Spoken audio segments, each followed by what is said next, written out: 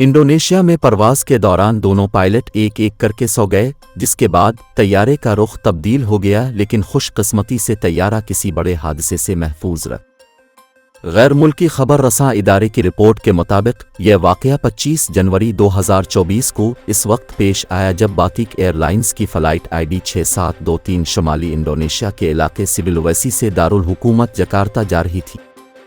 वाक़या की इब्तिदाई रिपोर्ट हाल ही में जारी की गई, जिसके मुताबिक परवाज़ को 32 और 28 साला पायलट उड़ा रहे थे और 28 मिनट तक तैयारा बगैर पायलट के परवाज़ करता रहा। रिपोर्ट में बताया गया कि जैसे ही तैयारा मकामी वक्त के मुताबिक तकरीबन 8:37 पर आसमान की बुलंदी पर पहुंचा तो पायलट ने फर्स्ट ऑफिसर से पूछा कि क्या वो सो सकता है। फर्स्ट ऑफिसर ने रजामंदी जाहिर की और पायलट सो गया। फर्स्ट ऑफिसर ने अगले 40 मिनट तक पायलट का काम संभाला और एयर ट्रैफिक कंट्रोल से राब्ते में रहा।